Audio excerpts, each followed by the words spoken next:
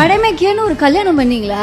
அந்த கல்யாணத்துக்கு அப்புறம் அவங்க 2 பேரும் என்ன பண்ண போறாங்கன்னு யாருக்கு தெரியும்? கடமைக்காக போய் ஒரு சாப்பாடு கூட சாப்பிட முடியாது சார். பிடிச்ச சாப்பாடு சாப்பிடறதுல தானே ருசி இருக்கு. கடமைக்குன்னு கல்யாணம் பண்ண அந்த கல்யாணம் நிலைச்சிருக்குன்னு நீங்க எப்படி நம்ப முடியும்? அத அந்த மாதிரி திருமணம் தான் அவசியம் இல்லைன்னு நாங்க மறுபடியும் சொல்றோம். அப்ப எந்த மாதிரி திருமணம் அவசியம்னு சொல்றீங்க?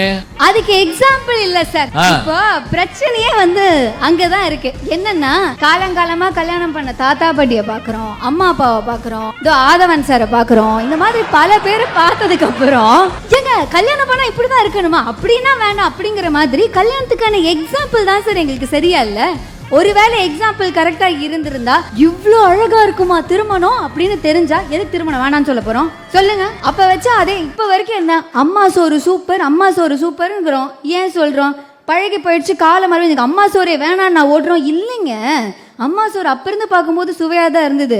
ஆனா வீட்டில் கல்யாணத்தில் பார்த்தா என் ஃப்ரெண்டு ஒரு தடவை சொல்றா, நான் டியூஷனுக்கு போறதுக்கு முன்னாடி எங்க அம்மாவும் அப்பாவும் அப்படி சண்டை போட்டுப்பாங்க. திரும்ப வரும்போது வீட்டில் 2 பேர் இருப்பாங்களா, ஒருத்தங்க தான் இருப்பாங்க, பயந்து பயந்து நான் வீட்டுக்கு வருவேன்னு. ஸோ இவங்க சொல்ற மாதிரி குழந்தை பெற்றா இந்த சொந்தம் கிடைக்கும் அப்படிங்கிறதுக்காக திருமணம் பண்ணக்கூடாது சார். 2 பேருக்கும் மனசிறங்கி இவங்க 2 பேரும் சேர்ந்து இருந்தாங்கன்னா சந்தோஷமா இருக்க முடிஞ்சா அப்போதானே அந்த குழந்தைக்கு நிம்மதி. இவங்க 2 பேரும் சொசைட்டிக்காக கல்யாணம் பண்ணிடுவாங்களாம்.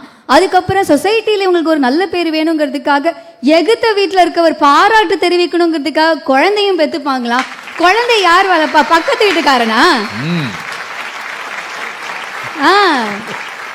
கல்யாணம் என்பது 1000 காலத்து பயிர். இருக்கட்டும், நல்லா தான் இருக்கும், சுவையாகவே இருக்கட்டும், பிரச்சனை கிடையாது. அதே மாதிரி நாங்கள் இன்னொரு டயலாகும் கேள்விப்பட்டிருக்கோம். ஒரு கல்யாணம் பண்றதுக்கு 1000 பொய் வேணாலும் சொல்லலாமா? 1000 பொய்க்கு மேல ஒரு கல்யாணத்தை கொண்டு போய் நிறுத்தும் போது இது எப்படி சார் நல்லா இருக்கும்? அப்புறம் எப்படி நீங்க இந்த திருமணம் அவசியம்னு வேற சொல்றீங்க? அவ்வளோ பொய் சொல்லி ஒரு விஷயம் சொல்லணுமா? அதுல மொய் வேற செய்யணுமா அந்த பொய்க்கு? அது வேற மைக்க போட்டு சொல்லுவாங்க, சொக்கலிங்கம் 501 ரூபாய் அப்படின்னு சொல்லுவாங்க சார். இப்ப இருக்கிற பத்திரிகை கூட அதுக்கு பரவாயில்ல, இந்த மாதிரி கிஃப்ட் எல்லாம் கொடுக்காதீங்கன்னு சொல்றாங்க. அதே மாதிரி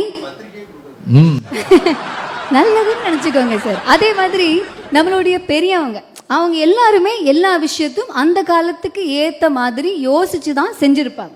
ஒரு காலகட்டத்தில் இந்த மாதிரி ஒருவனுக்கு ஒரு திங்கிற கான்செப்ட் இல்லை. அப்போ என்ன ஆகுது, எனக்குன்னு ஒரு லேண்ட் இருக்கு, எனக்குன்னு ஒரு இடம் இருக்குங்கும் போது இன்னொன்று யார் வேணாலும் யார் கூட வேணாலும் இருக்கலாம்னா என் குழந்தை எதுன்னு எனக்கு தெரியாது.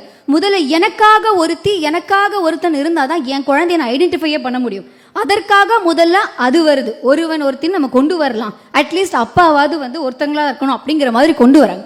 அதுக்கப்புறம் திருமணம்னு ஒன்று ஆரம்பிக்கும் போது பாலிகேமி, அதாவது ஒரு ஆண் பல பெண்களை திருமணம் செய்து கொள்ளலாம். இது அந்த காலத்துல சரின்னு தானே சார் இருந்தது. இப்ப நமக்கு அது தவறா தெரியுது, ஆனா அப்ப அது சரின்னு தான் இருந்தது.